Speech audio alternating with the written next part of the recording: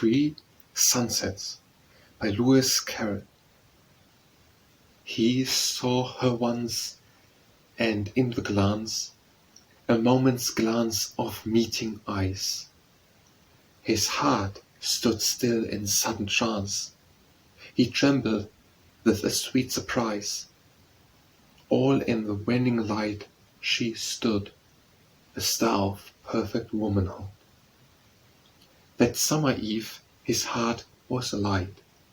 With lighter step he trod the ground, and life was fairer in his sight, and music was in every sound.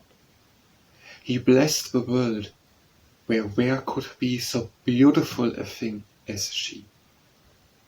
There once again, as evening fell and stars were peering overhead, 2 lovers met to bid farewell. The western sun gleamed faint and red, lost in a drift of purple cloud that wrapped him like a funeral-shroud. Long time the memory of that night, the hand that clasped, the lips that kissed, the form that faded from his sight, slow sinking through the tearful mist, in dreamy music seemed to roll through the dark chambers of his soul. So after many years he came, a wanderer from a distant shore. The street, the house were still the same, but those he sought were there no more. His burning words, his hopes and fears, unheeded fell on alien ears. Only the children from their play would pause the mournful tale to hear, shrinking in half alarm away, or step by step would venture near to touch with timid curious hands that strange wild man from other lands. He sat beside the busy street, there where he last had seen her face, and thronging memories, bitter-sweet, seemed yet to haunt the ancient place. Her footfall ever floated near, her voice was ever in his ear. He sometimes, as the daylight waned and evening mists began to roll, and half soliloquy complained of that black shadow on his soul, and blindly fanned with cruel care the ashes of a vain despair. The summer fled.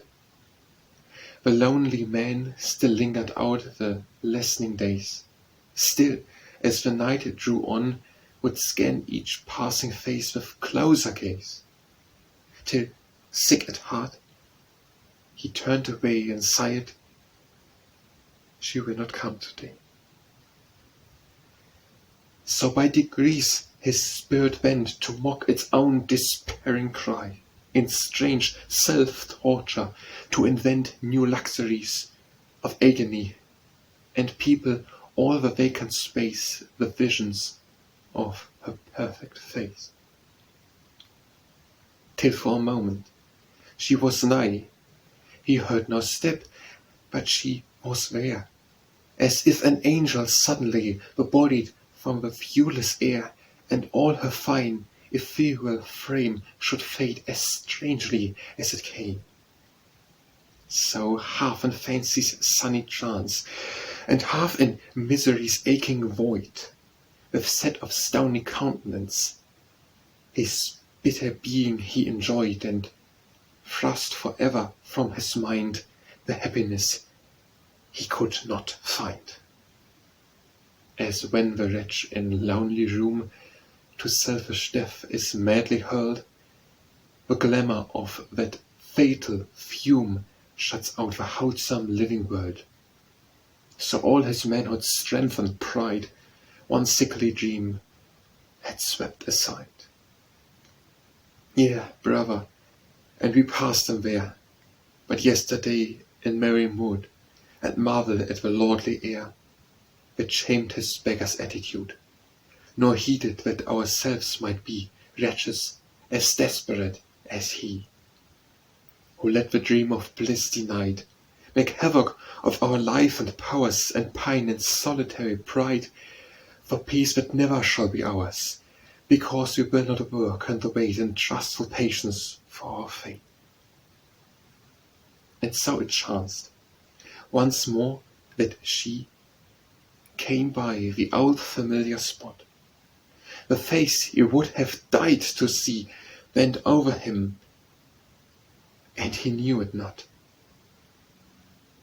Too wrapped in selfish grief to hear, even when happiness was near.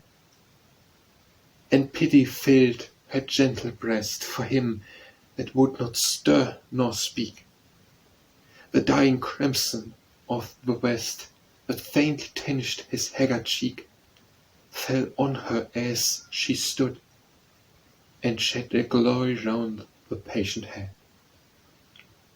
Awake, awake, the moments fly, this awful tryst may be the last, and see, the tear that dimmed her eye had fallen on him ere she passed.